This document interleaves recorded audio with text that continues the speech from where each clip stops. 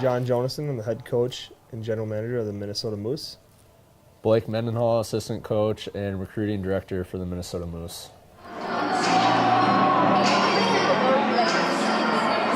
USPHL is United States Premier Hockey League is what it stands for. We're the premier level, which is the third highest within that league. USPHL is designed for moving athletes onto college hockey. So the players are all between 16 and 20 years old. Each guy comes here specifically to try and find an opportunity for either college hockey or to move to the North American Hockey League or the NCDC, which is a step above us. It is completely designed for advancement, if that makes sense.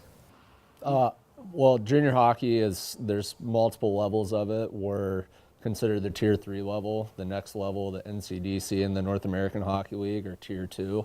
And then there's the United States Hockey League, which is Tier 1.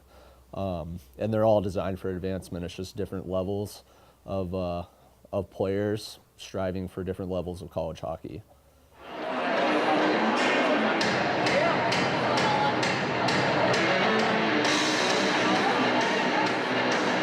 We started recruiting the whole team in April, and so or this year June. We started in June as the team started off its ground in June is when the team is bought. But typically you have from April on start getting to know the guys. So by the time August rolled around, I had a really good understanding of all the guys. For the most part, Blake knew a few of them pretty well, just from phone conversations. We kind of have a good idea of who they are and what they're like. And when they get here, we spend a lot of time, 4 or 5 hours a day for the first 2 weeks of guys either team bonding or long practices, workouts, and get to know them pretty quick. But it's a quick turnaround before the first game. We recruit based off of skill and character, and so there's certain guys that we chose not to bring here just because they wouldn't have been up to the caliber of the skill of guys we have right now. But for the most part, we didn't know how they would all mesh as one unit, though.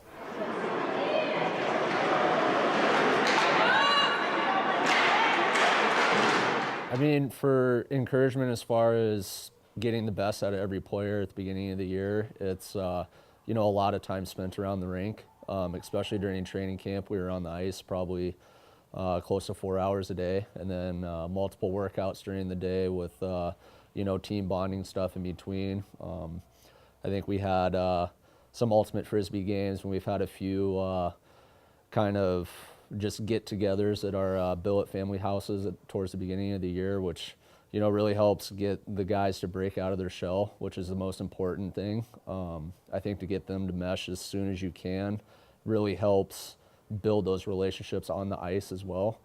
So it's just a lot of time being spent around the rink and getting guys to know each other, asking them questions, and most importantly just getting them to break out of their shell as quick as they can.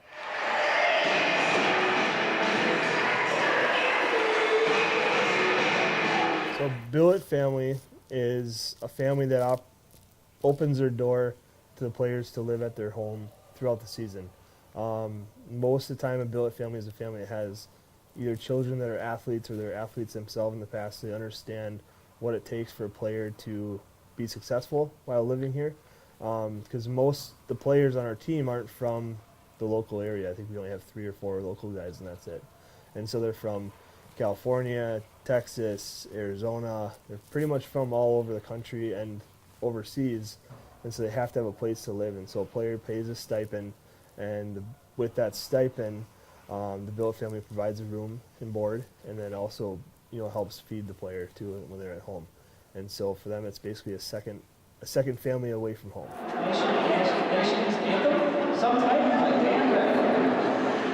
I mean, the Billet families are a huge part to our success, just because they have to, trust the guys to come into their home and, be part of the family. And I think if you asked any Billet family on, most junior hockey teams in the United States, they would say by the time that they leave that they are part of the family.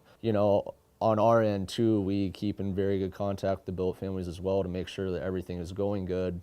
And if it's not, or if it's not the right situation or whatnot, we work with them to, find a player that is the right situation. But, you know what, for the most part, he does a very good job. I do a very good job of, you know, placing these players in homes where they're going to succeed and, you know, have some fun too. It's not going there and, you know, hang out in your room and play video games for 10 or 15 hours every week and never see your family. We expect them to, you know, help out around the house, do chores, because, you know, it's where they're living, and we expect them to be, you know, good humans and, you know, provide a level of, you know, maturity inside their house, especially if there's little kids too. So.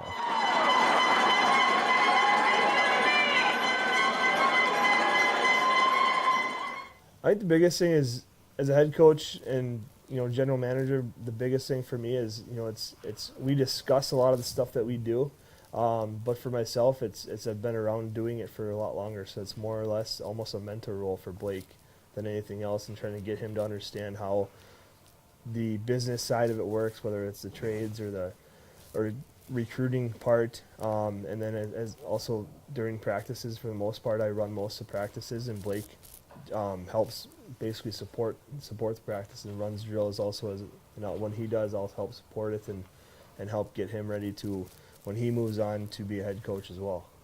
Yeah, no, I mean, the biggest thing for me is just, like he said, is learning from him. And then, having Joe Dibble and Kyle Forte in the office as well. Those are two other guys that I can learn off of. And as far as in-practice stuff and,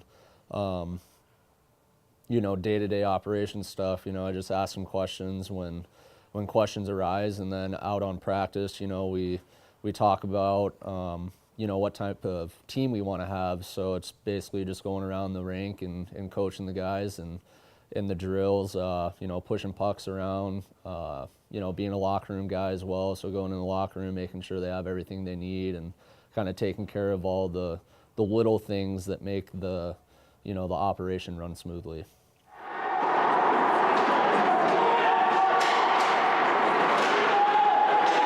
We get along well. I mean, we've known each other for 3 years, which is a big reason why I brought Blake out here. When I was coaching in Helena, I brought Blake on as an assistant coach there as well. And I think for us to have a cohesive team, I think that him and I have to be just as cohesive as the players, doing what we expect. And I think that we have a good relationship as far as that goes too. And we understand, and we all both have the similar philosophies too, as far as coaching goes and the way we want the team to look and the way we want it to be ran. Which makes it a lot easier, because sometimes you run into issues where your coaching staff doesn't get along, and that actually reflects onto the ice. And so for us, fortunately, we don't have that issue. Well, for me, going through, I played junior hockey, and, just like him, we all kind of been in this situation. And it's more or less just kind of giving back to what the game's given me, and then just being around the rink and around the guys and, in the office every day. It's a really fun job to have. And it brings back the passion that we once had for players, or at least for me it does, and really wants me to provide the knowledge that I had to these guys to help them, go farther than I did in hockey. For me, it's multiple things. I think a big thing for me is my dad was a coach my whole life growing up, at pretty high levels of hockey, and I was fortunate enough to develop a pretty high IQ of the game just through him and through what I learned through him. And as I kept playing, I really enjoyed playing hockey. There's times as any hockey coach, we wish we could be on the ice, but I think that there's a lot more benefit for me being able to give back compared to being on the ice right now. I think that since I've been coaching, I think I've seen players that didn't really have a future in going to school or a future in hockey, and then I've seen them actually kind of grow and go to college hockey and succeed to where they maybe wouldn't have. And for me, that's the rewarding part, and that's why, realistically, that's why I enjoy doing it and continue doing it. I mean, as far as my best moment in hockey, I've definitely had a lot of them. I was pretty fortunate to play for some good teams and some good coaches. Probably my most memorable moment, though, was returning back home for my senior year of hockey, back up in Anchorage, Alaska. And the high school I went to up there is very prominent and established in football and basketball and tennis, and it seems like everything except hockey for the longest time. And being the oldest school in the state, West Anchorage High School, the team has actually never won a state championship for hockey, and we ended up not having the best team my senior year, but going into the conference and state and actually performed really well, and it was one of my best years as a goaltender as well, so we actually ended up winning the state championship in the first time in the 75-year history of the school, and ended up winning player of the year up there in Alaska as well, so that was pretty special. And then, as weird as it sounds, probably my worst moment, or I guess the moment that really sticks out for me in my hockey career, was the last game of my junior hockey career. We ended up winning a national championship, but I kind of knew that it was going to be my last competitive game. So that one, really sticks out as kind of a heartfelt loss, but also a really good memory because we won a national championship, and it was actually on my birthday as well. So it's kind of conflicting emotions for me on that day.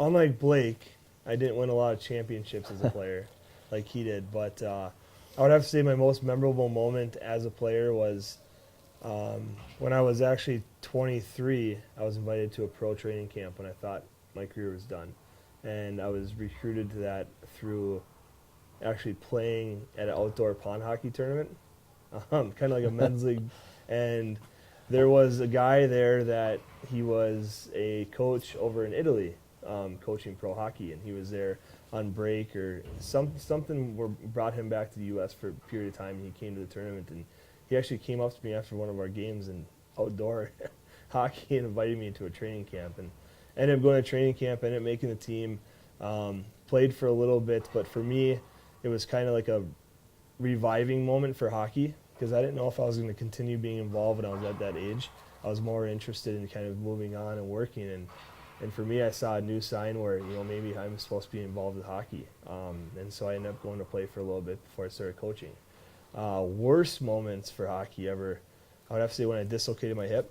In a hockey game, I got hit pretty ugly in the corner, and my hip popped out of place, and I tried to continue playing the game, and then I remember in between periods I went in the locker room, and we had a power play, so our coach tried to pop my hip back in place, and so I was able to kind of go out there, and I stood on the blue line, and as soon as I got the puck, I took a shot, and it popped back out.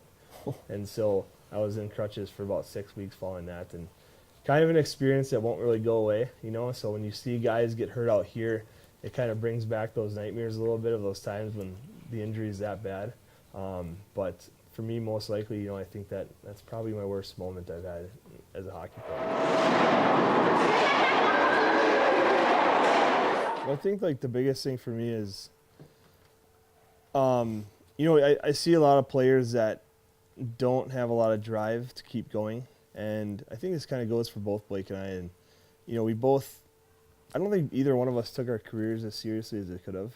I think I was a pretty good hockey player when I was, and I didn't take it as far as I probably should have. And I think when I had that moment where I was invited back to keep playing competitively and at a high level when I was 23, I think something clicked where, while I really kind of gave up on myself, I probably could have been here by now anyways. And so for us as coaches, you can teach these guys to kind of keep going and understand, it's especially junior hockey is different because not a lot of people understand why these guys are playing junior hockey, why they go to school as 21-year-old freshmen compared to the average 18-year-old. And the reason is because to play college hockey, you have to be a 21-year-old freshman now. And a lot of these guys don't understand that what it takes to get there.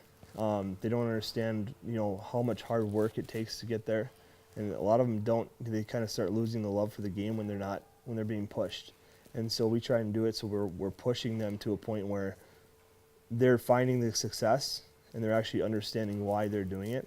I hope that kind of makes sense, but at the end of the day, that kind of helps us look back and be like, hey, we would rather coach guys to be better than the way we were when we played and to give them opportunities to keep moving forward compared to, us looking back and saying, hey, probably should have done a little more. And now you look back and you want to see them do more than we did and give them more opportunities than we had. I guess for me, it would be, just understanding everybody's personality, because every player is coached differently. Every player responds differently. And, I can't speak for him, but as far as me, it's, the guys are different from the first day they show up to training camp to the last day that they leave. And you start to, excuse me, you start to build relationships with the players to where you have to set the off-ice relationship aside, as far as, kind of joking around with them or being their friend more than a coach off ice. And then when, you're in a game or in a practice and you kind of start getting on the guys, you have to do it because, like he says, you're trying to better them to help advance their careers. So it's more for me finding that fine line of coaching and, being a friend to the guys or a mentor as well.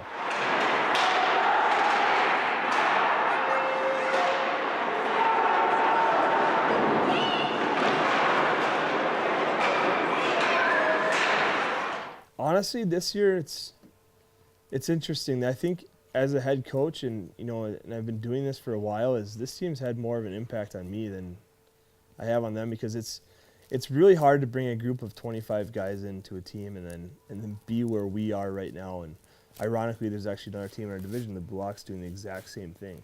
And I think the reason is because we found the right type of kids to come play here. And I think that they did the exact same thing as well. And I think the impact that I'm feeling right now is these guys are actually pushing us to actually do more. And because you get certain, every year is different. And this year I feel like these guys are actually pushing us because they want to learn every day. They want to work hard every day, and so we have to keep challenging ourselves as coaches to make sure that we're doing the right things for them. As I think an impact that we have on them is, holding them accountable every day. Accountability is a big thing for me as a coach, and if we hold them accountable and they do what they're supposed to do, we expect them to hold us accountable and do the exact same thing. And so I would say that's probably the biggest challenge right now. But mental preparation, a lot of these guys are all different. I know I was different when I played. A lot of guys listen to really loud music and rap and hip hop, and they have different ways. And like for me, I listened to really slow music and quiet music when I played, so it was completely different than almost anyone else in the room.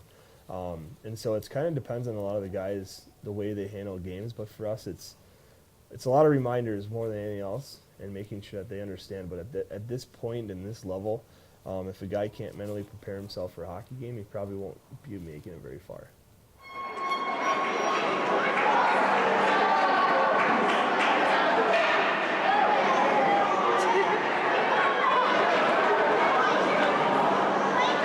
Our rule with our team is you either have to be in school or you have to be working or volunteering.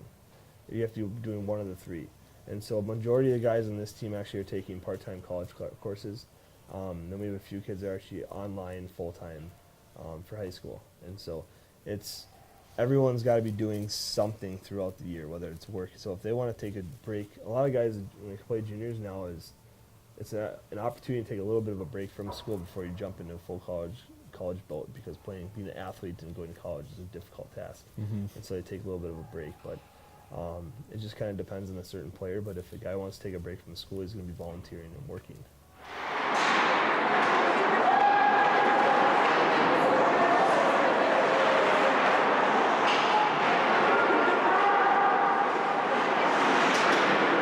Our number one goal here is advancement. So throughout the year, we try to get players up to the North American League to get practices, the younger guys, especially just because they still have a chance to make it the next year. As far as the older guys, we start working with them at the beginning of the year, getting a list of colleges ready. So when we start going to these showcases, we can start, talking with these schools or sending them emails, trying to figure out what the best situation for them is. So it all depends on, their progression this year as far as the younger players.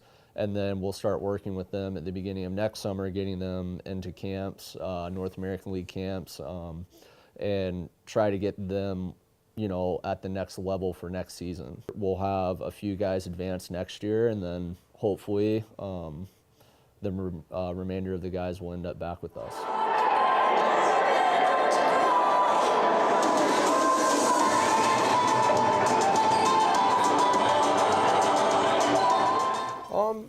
It's different every day.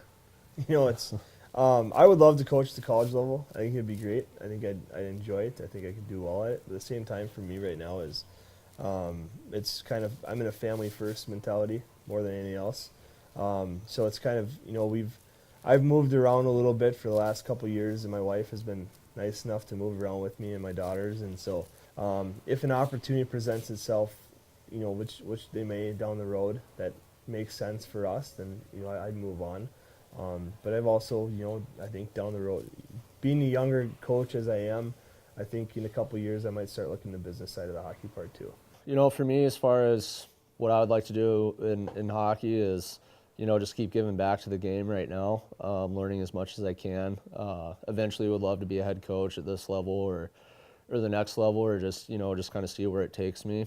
But for right now, really, it's not really in my mind to, move up as quick as possible. It's got to be the right situation, and, staying with him and, our owners here for a couple years would probably be, the best thing for me as far as learning the game and how to do, like he said earlier, the business side of everything, and, just be real, I guess, kind of dumb of me to move on after this next year, just not knowing a lot of, contacts and, not knowing a lot of the business side of the game yet. So.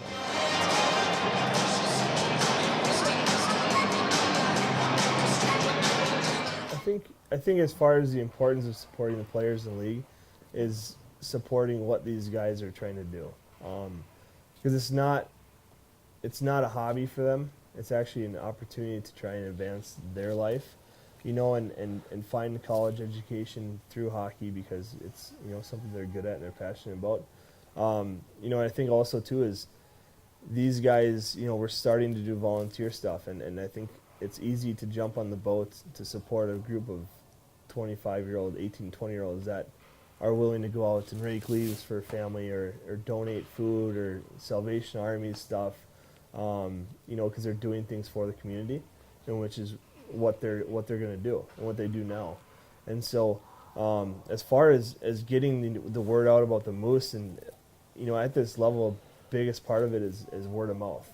And we use Facebook and Twitter and Instagram and social media to make some videos for the guys and try to promote it to market the team. But at the same time, at the end of the day, we can't get to everybody, and so a lot of it's word of mouth. We have the players out in the community quite a bit right now, and they'll be out tomorrow and Wednesday, kind of promoting our game.